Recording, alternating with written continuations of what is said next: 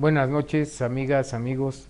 Como todos los lunes, el día de hoy, en su programa Adicciones, tenemos como invitado de siempre a nuestro querido psicólogo de cabecera, Ramón, ya te iba a decir Raúl, Ramón Vilar. ¿Cómo estás, ¿Cómo estás, Ramón? Ernesto, querido Jesús? Y un saludo que les manda el diputado Jorge Gaviño, que posiblemente estará con nosotros en el programa que sigue a las 9, de tradiciones, leyendas y anécdotas de la Ciudad de México. Y el día de hoy vamos a tocar un tema relacionado un poquito con la mujer, con el Día de las Madres, esa tradición y esa festividad que se acostumbra a nivel mundial, Ramón. El Día de las Madres se celebra a nivel mundial, para ver el papel que juega la mujer en toda esta problemática alcohólica. Vamos a hablar un poquito también de la familia tradicional mexicana, los cambios de roles y papeles que se han suscitado con la evolución social, el nuevo papel de la mujer, lo que es ahora la integración de la familia o desintegración familiar, y todo esto, las repercusiones que puede tener en el problema de las adicciones. Sobre ese particular, tú ¿qué es lo que nos podrías decir, Ramón, sobre el papel que juega la mujer como cabeza de familia, como madre de familia, la evolución que ha tenido la sociedad en las últimas décadas, en donde la mujer ya tiene un papel protagónico, donde ha cambiado bastante los roles de género del hombre y la mujer? Sobre este particular, ¿cómo se repercute en el problema de las adicciones? Yo creo que ya te ibas a aventar el programa tú. Pues está bien. Dijiste muchas cosas, ¿sí? Y habría que tratarlas de centrar. Primero, la familia tradicional que el capitalismo nos vendió es una familia triangular: padre, madre, hijo. Y ese es el modelo que creemos que es el correcto, ¿sí? Primero, este modelo correcto lleva 200 años de existir, no ha existido siempre. Es decir, las familias en el feudalismo, las sociedades no capitalistas se formaban de otra manera, ¿sí? En México nos pasa por nuestras dos herencias, la española y En la la mesoamericana. ¿sí? Viene una devaluación de la mujer. Si vemos, por ejemplo, el fresco de Diego Rivera en Palacio Nacional, que pinta la sociedad prehispánica, hay dos tipos de mujeres ahí: la suripanta o prostituta, ¿sí? Que sí, así se llamaban, que inclusive a mí se me hace una estética muy rara, pero usaban chapopote en los dientes, y esto era así como símbolo. Se ponían los dientes negros, ¿sí? Y esto era muy atractivo. Para aquella época y aquella sociedad. Para que veamos cómo cambian los gustos, ¿no? Y se pintaban de colores las piernas, así está en el mural de Diego, que lo investigó, y ese era un tipo de mujer, despreciada pero necesitada en esa sociedad. Y por otro lado estaba la mujer abnegada, con todos los valores de resignación que se le meten. En nuestra sociedad tradicional, este triángulo se deforma. Primero, a diferencia, por ejemplo, de la sociedad americana, hay embarazos bien dados quiero decir, sin problemas, sin cuestiones traumáticas, mucho más fáciles en clases pauperizadas mexicanas que en las americanas clase media o alta, ¿sí? Se embarazan un promedio cada 1.6 coitos, según Santiago Ramírez, un psicoanalista, logran el embarazo, ¿sí? Las americanas se avientan como 2 años buscando el embarazo, no se pueden embarazar, etcétera, etcétera. Segunda, la mujer de esta clase social de la que es mayoritaria se pasa alrededor de 11 meses amamantando a su hijo con todo descaro, ¿no? O sea, ahí te encuentras señoras que a la mitad de una reunión se sacan el pecho y empiezan a darle de comer Al niño. al niño, y tienen además alrededor de promedio de 4 a 6 hijos, ¿sí? Esto quiere decir que la mujer está invirtiendo ahí 12 años de su vida, de 8 a 12 años, solo en la procreación, ¿sí? Y curiosamente tenemos un padre ausente, ¿sí? Un padre presentemente ausente, ¿sí? O sea, porque la figura, esa silla vacía es bien importante. Desde el padre que sale a las 9 de la mañana y llega a las 3 de la mañana a su casa otra vez, ¿sí? Y la amenaza de educación es: cuando venga tu padre se lo voy a decir, ¿sí? Desde el padre que no se presenta, o desde el padre jerárquico que sí está, que es presente, que es los menos, ¿sí? Sin embargo, esta sociedad tradicional se está desmoronando, no solo en México, sino en el mundo, ¿sí? Esa mujer mexicana tradicional, pues está metida en una cofradía. Por ejemplo, el que fue secretario de Educación, Agustín Yáñez, en Al filo del agua, hace un retrato de esta sociedad rural mexicana que se traspoló a las vecindades de las grandes urbes, en el que las mujeres son parte de las cofradías religiosas, y no es contra la religión, claro, lo que estoy diciendo. Sí, forman parte. Y están las adoradoras nocturnas, las no sé qué de San Francisco, de María, totalmente de acuerdo. Tapadas desde el cuello hasta los pies, asexuadas completamente. Entonces estas mujeres son, o eran, mujeres asexuadas, pero al mismo tiempo bien procreativas, ¿sí? Es decir, se la pasaban en la procreación con el esposo y con un sexo, una sexualidad insatisfecha y y escondidas, ¿sí? Esto trae problemas en la formación de hombre y mujer a todos, pero estamos en una sociedad, es decir, afortunadamente, sobre todo en las sociedades urbanas, el papel de la mujer está cambiando, ¿sí? A mí me estuve dando cursos sobre adicciones en unas colonias populares de la Ciudad de México, en secundarias, y es curioso que las que llevan la voz cantante... ¿En la madre? No, en el salón de clases, sí, no había madres, o había otro tipo de madres, no sé a qué te referías. Ahí las que llevan la voz cantante eran las chavas, no los niños. Los muchachos, o sea, sí. Los muchachos los veías reprimidos, que no es lo que a mí me tocó como educación tradicional. O sea, en la educación tradicional los que le contestaban al maestro, hacían el relajo, los niños eran los hombres, eran los varones, y sin embargo ahora son las mujeres, ¿sí? Porque se están empoderando, y esto trae una crisis familiar, social completa, ¿sí? Ante la apertura del mercado laboral hacia las mujeres. Es decir, las mujeres de esa sociedad tradicional, que todavía sigue existiendo en México y todo eso, se sigue manteniendo, tenían, te digo, promedio de 6 hijos con alrededor de 3 hombres. O sea, el primer hombre la abandonaba, generalmente en el embarazo, por un miedo a la responsabilidad que los hombres, este macho prepotente mexicano, a la hora de la hora no le entraba, ¿sí?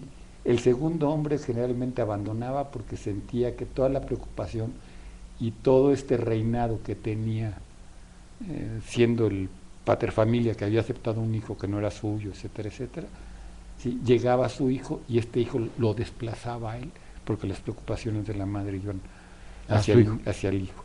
Y el tercer hombre, que pues era una figura decorativa, ¿sí? A lo mejor ausente, a lo mejor no, ¿sí? Pero con estos 3 hombres hacen 6 hijos. Estás hablando promedios, estás hablando así, porque muchas de las familias que conocemos no son así. Estoy hablando de los estereotipos. Sí, estereotipos. Dados y basados en investigaciones. Cito a Santiago Ramírez, por ejemplo, en Infancia es Destino, ¿sí? Un libro de siglo XXI, de los 70s, mediados de los 70s, en donde sostiene estas tesis con investigación demográfica de la Ciudad de México. A ver, ya que nos diste este preámbulo y que más o menos tenemos la idea de cómo eran ya, vamos a decir que eran, y algunas subsisten, la familia tradicional mexicana.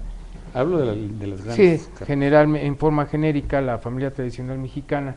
¿Cuál es la consecuencia de este padre ausente? ¿Cuál es la consecuencia de que el papel, el rol de la madre padre que trabaja, que lleva el alimento, que se dedica a la educación de los hijos, que tiene que ver que los hijos tengan toda su ropa limpia, que coman bien, etcétera, todo lo que hacen las amas de casa, y que también van a la oficina, van a ganar el dinero? ¿Esto en qué repercute para los problemas de adicción de los hijos? A ver, me estás hablando ya de una clase media al ir a trabajar a la oficina.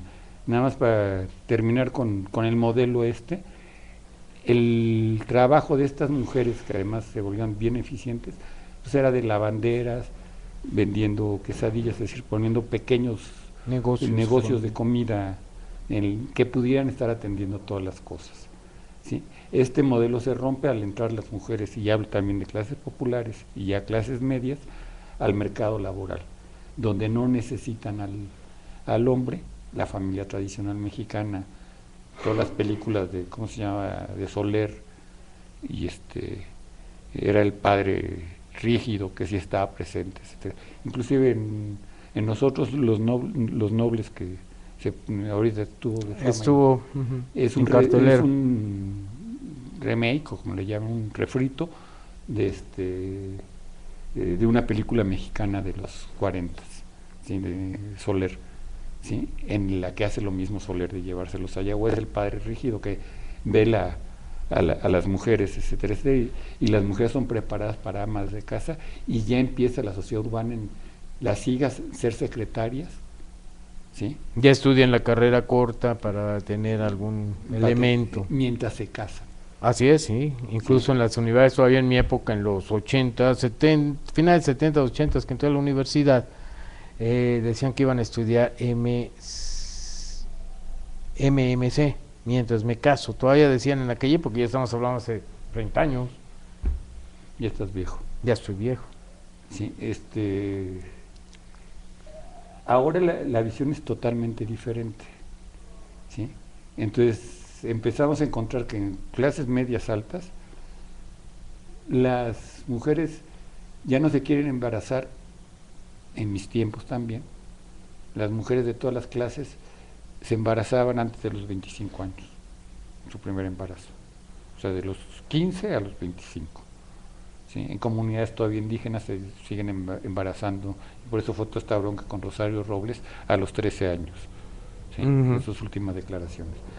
Pero en estas clases medias altas y altas, las jóvenes ya no se quieren embarazar antes de los 30 años. Sí, o sea, es raro encontrarte una joven que... Y van a la preparación universitaria y están viendo mejores trabajos y están compitiendo hombro con los hombres, que antes eran los de los puestos de dirección, los hombres. Ahora vemos secretarias de Estado, diputadas, senadoras, jefas de gobierno. Todavía no como debe de ser. No como debe ser, incluso la nueva ley está previendo que debe ser en igualdad de condiciones, 50% de hombres, 50% de mujeres los representantes. Sí. Y yo digo que está muy bien. Yo no lo veo tan bien, porque yo creo que los puestos deben ser por capacidad y no por, sí, por claro. género. Claro, pues si hay mujeres capaces y hombres capaces que estén. Sí, si estuviéramos en igualdad de condiciones, entonces no tendríamos que hacer este tipo de leyes. El problema es que no hay igualdad de condiciones todavía, pero ya hay una serie de posibilidades, y sobre todo las clases altas, que se salen de este esquema. ¿Por qué? Porque resulta que las mujeres son igual o más preparadas que los hombres. Claro. Hoy me platicaba una amiga que tuvo una entrevista de trabajo, que el cuate le decía: aquí yo me está rodeado de puras mujeres, porque las mujeres son más eficientes, o sea, toda una serie de cualidades que tenían las mujeres. Y decía, pero el problema es que se embarazan, el problema es que tienen hijos. Y por eso ahora la mujer se embaraza a edad más avanzada, no como antes, claro. Pero todo esto, ¿qué repercute? Bueno, Estamos hablando Por el tiempo. del panorama general. Ujú. A lo que repercute generalmente, sobre todo en esta etapa de crisis de transición entre un modelo familiar que todavía no se construye de igualdad y un modelo tradicional. Sí, en ese modelo tradicional, una de las críticas al mexicano en términos general como estereotipo es un yo débil que no lo podía hacer. Por eso había tantos casos, sobre todo en los hombres, de alcoholismo. Las mujeres tenían más responsabilidades y estaban más preocupadas en algo real como era sacar a la familia, y no había tantos casos de alcoholismo. En la medida en que esto se volvió igualitario, encontramos que los casos de alcoholismo se empezaron a generar igual. Sí, ya casi estamos al 50%. Y viene en la sociedad actual en la cual, si venimos con todo este pasado sin poderlo resolver, no hay un yo lo suficientemente asertivo, propositivo para poder salirse de las adicciones. ¿Sí? Es ahí donde repercute completamente. Y esto es cómo es la educación. En el caso de las mujeres que lo preguntabas, madre e hija, ¿sí? Cuando a las hijas, dentro de la educación tradicional, se les educa con un chorro de culpas. En lo sexual que hablábamos, son culpígenas de tener deseos sexuales, con toda una serie de ideas desde la misma psicología machistas o falocráticas, donde el complejo de castración que tienen las mujeres, yo me río de eso. Hay un cuento de Lupita y Pepito, que Pepito le enseña a su pene y le dice, ah, que tú no tienes uno de estos, y Lupita se suelta a llorar, ¿no? Y al día siguiente vuelve Pepito a hacer lo mismo, y Lupita está muerta de risa y dice, sí, pero mi mamá me dijo que con lo que yo tengo puedo conseguirme los que quiera de esos. Sí, y tú no. Sí, entonces, y es cierto, ¿no? O sea, sí, no hay ese complejo, pero en nuestra sociedad machista somos superiores los hombres a las mujeres, y hablamos de supuesto, es decir, los hombres, Freud habla de un complejo de castración en la mujer, ¿sí? Y no habla de los miedos que tiene el hombre de ser impotente, ¿sí? O sea, eso como que no existe, ¿no? ¿Sí? Bueno, pues sí existe igual, y estamos formando yos muy débiles, muy poco asertivos, y esa es la historia de lo que pensamos sociológicamente del mexicano, ¿sí? Cómo lograr un cambio en esto, ¿sí? Es decir, ahí está el problema, y esto lleva a las adicciones. Cuando los muchachos no saben qué hacer, varones, los chicos o deciden volverse sicarios o deciden volverse adictos, ¿sí? Creo que las dos soluciones Son nefastas. son nefastas. Claro. ¿Sí? Tiene que haber un yo asertivo que pueda decir, yo sí puedo construir. ¿Tú crees que esta situación del cambio social que estamos viviendo tenga mucho que ver con la mujer que va a la oficina? Voy a hablar ya mujeres citadinas, siglo XXI, Ciudad de México, clases medias, van a la oficina, trabajan en la misma intensidad que cualquier hombre, con la misma capacidad que cualquier hombre, O más. llegan a su casa y se pueden tomar un buen vino, como lo hace el hombre, que llega a su casa cansado, se toma la copa de coñac, o puede salir con las amigas y como lo hacen los hombres, y empezar a platicar y tomarse la copa y todo eso. Esto puede ser que haya sido objeto del incremento del alcoholismo femenino y del masculino. Sí, pero recuerda que antes estaba vedado, estaba oculto, más bien velado, estaba oculto el alcoholismo de la mujer. ¿Cuántas amas de casa estaban haciendo las actividades propias del hogar, de la familia, y estaban bebiendo? Y después llegó un momento en que llegaba el marido, estaban acostadas en la cama perfectamente ebrias. Sí se daban los casos, pero eran contados. Normalmente la madre abnegada, el modelo que estabas diciendo, que no bebía, que tenía que soportar al hombre alcohólico, que tenía que soportar a los hijos alcohólicos, hombres, y que las mujercitas de la casa tenían que aguantar y servirle al papá y a los hermanos alcohólicos. Cambia el rol, y ahora también la mujer se inicia en esta situación de adicción. Hace 25 años más o menos, un poquito más, yo estuve en Ciudad Juárez estudiando el caso de las maquiladoras. Las maquiladoras aceptaban 80% de personal femenino, por un 20% de personal masculino. ¿Sí? Las cantinas en Ciudad Juárez las veías llenas de mujeres y los hombres fichaban a las mujeres. ¿Sí? O sea, al revés los roles. Se habían cambiado los roles. Eso generó la violencia de las muertes de Juárez. Es decir, la bronca masculina de sentirse en un plan inferior que la mujer provocó la violencia. Sí, porque ellas eran las que tenían el dinero, ellas lo que llevaban el dinero en casa y los otros estaban desempleados. Entonces ellas empezaban a asumir el papel de jerarquía en la familia. Asumían el papel de jerarquía con todo lo que conllevaba esa jerarquía en el hombre. Ah, ya tengo derecho a beber, ya tengo derecho a los excesos. Sí, pues lo estamos viendo en la actualidad. Yo recuerdo en los 80s, 90s que habían centros de reunión de varones en donde se hacía el llamado table dance, iban puros hombres y las mujeres les daban el espectáculo al hombre. Ahora si nos vamos sobre la Avenida de los Insurgentes y otros lugares, Cuauhtémoc, muchas son lugares donde los hombres son los que le hacen el show a las mujeres porque ellas son las que tienen ya el poder adquisitivo para pagarlo. O sea, van cambiando los roles. Van cambiando los roles, pero los valores jerárquicos siguen siendo los mismos. Y ese es el problema donde choca. Y ese es o sea, no importa si el adicto es masculino o femenino, importa que tiene un problema de adicción. Claro. Y está sustentado en estos valores sociales que si yo tengo dinero puedo tener excesos porque yo pago. ¿Sí? O sea, hay un machismo invertido y no está invertido porque no se ha acabado el machismo masculino.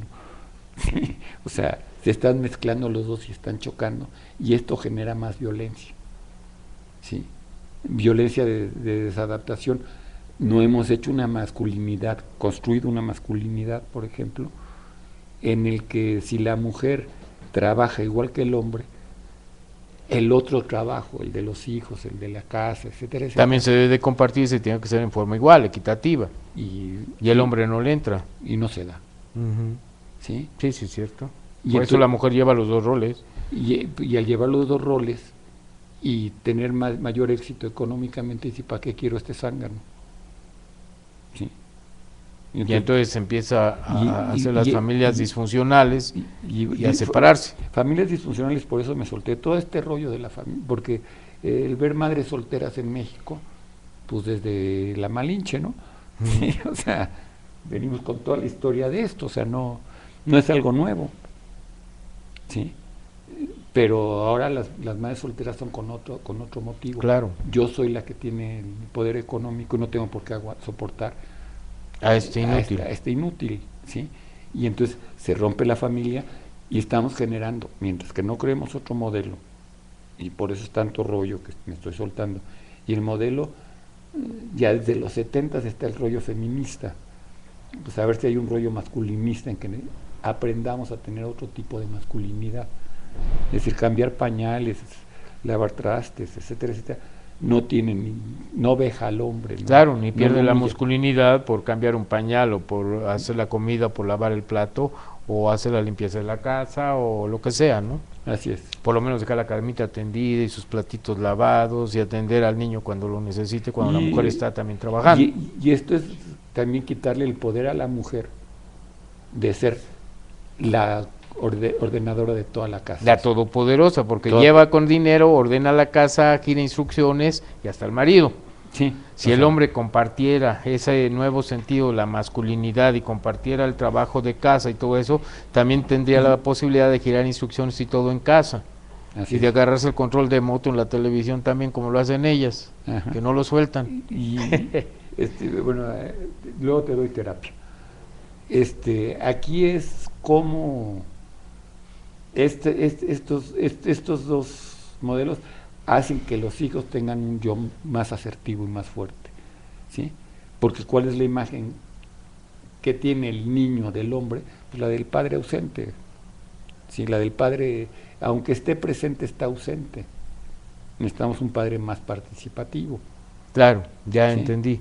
Y no importa que sí tengan padre, madre y hijo, sino que el padre siempre esté en la calle y la madre está en la calle y está en la escuela y está en la casa y está viendo tareas y está aquí viendo estamos todo. viendo como la mujer abnegada, pero esta mujer también se lo cobra al hijo caro y genera un machismo como el que le produjo esto, ¿sí? Porque como si es hombre, también hay que servirlo, etcétera, etcétera, y se reproduce el modelo, ¿sí? Eso era antes. Ahorita a mí me preocupan más los chavos, hombres, la neta. Ahora que me sensibilicé al estar en contacto con jóvenes de la Ciudad de México, clase baja, ¿sí? Los que estaban amolados eran los hombres, los varones, los chicos de 15 años, no las mujeres, ¿sí? Las mujeres eran de armas tomar y había algunas que delincuentes iban a terminar, ¿no? O sea, por tanta actividad, ¿no? Pero empezaban a tener un rol propositivo y los otros cuates no iban a terminar de delincuentes, iban a terminar de adictos. O el que se rebele con una violencia sorda, muy gruesa, porque nuestra sociedad no está instrumentando estas alternativas. En los pocos grupos que hay para hombres violentos, siguiendo más o menos el estilo de Alcohólicos Anónimos, de grupos de autoayuda, la incapacidad del hombre de tener un propio discurso es su primer impedimento, hasta que empiece a hacer contacto con sus sentimientos y empiece a aceptar que puede llorar, que puede hacer todo, demostrar esa agresividad por otros lados, darle otro claro, demostrar el lado humano, que demostrar emociones también, no únicamente el aspecto calculador, matemático y frío que supuestamente tenemos los hombres, porque ya nos has dicho que los dos hemisferios los trabajan tanto hombres como mujeres, y entonces el hecho de que el hombre no pudiera expresar ese sentimiento, esa sensibilidad que también tiene, porque también tiene hemisferio femenino, lo hacía que se retrajera y tenía consecuencias, por lógica. O tenía consecuencias con el alcoholismo, vaya, con la adicción, o con la violencia, o con las dos juntas, ¿sí? E inclusive yo he oído de muchos casos de gentes que han dejado de beber, ¿sí? Que las mujeres dicen que vuelvo a beber, ¿no? O sea, la propia esposa dice, estaba mejor, sí, cuando tú bebías. Porque le sale toda la violencia, ¿sí? En cambio, pues, si estaba borracho, pues ya se quedaba tirado. Ya no hacía nada. Ya no hacía nada. Deja de beber y quiere retomar las riendas de la familia. La mujer ya tiene las riendas de la familia, ya está educando a los hijos, ya tiene un modo de vivir, de darle mantenimiento a la familia. Llega el cuate supuestamente recuperado y quiere volver a tomar las riendas desde cuando existe el conflicto. Y cuando no es quien toma las riendas se tienen que compartir. Es decir, si hablamos de ese triángulo padre, claro, madre, hijo, todo ser humano necesita estas dos figuras sólidas y amorosas con el niño, no en pleito para ver quién tiene el poder. Claro. ¿Sí? Que es lo que estamos viviendo ahora, ¿sí? Según yo, que soy optimista, bueno, estamos en un momento de transición histórica, importante, social, no solo en México, en el mundo. Sí. ¿Sí? O sea, sí hablé mucho de las condiciones del mexicano porque estamos en México, pero esto es una crisis social mundial, ¿sí? Y tenemos que crear otro tipo de familia, ¿sí? Y estoy hablando en términos de participación. A lo mejor siempre necesitamos un padre y una madre porque todavía no tenemos otras formas de tener hijos, claro, ¿sí?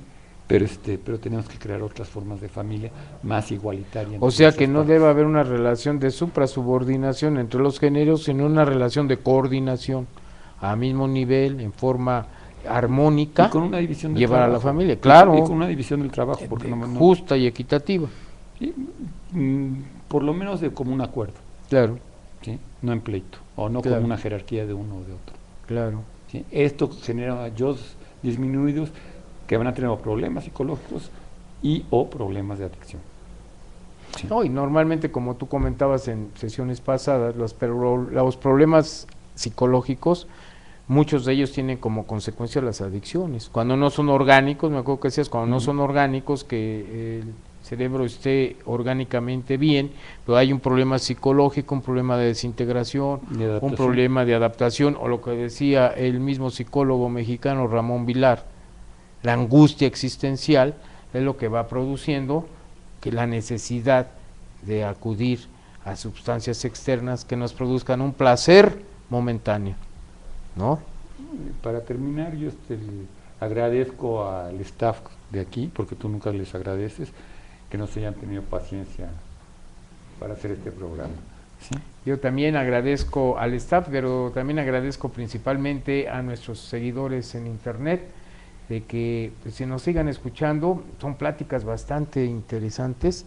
El día de hoy se escogió el tema de este rol de la mujer, de este cambio social tan interesante que lo estamos viviendo, lo estamos viendo, y sin embargo no le ponemos la atención debida. Me pareció muy importante lo que dijiste, ese cambio de la masculinidad, esa adaptación, esa coordinación, ¿no? Esa armonía entre los dos géneros para llevar conjuntamente las riendas, como decías, los dos deben llevarlas y guiar a la familia por los senderos de la virtud, vamos a decirle Y así. en términos de género, las mujeres, el feminismo ha avanzado en su discurso, y el de los hombres apenas. Pero el machismo sigue igual.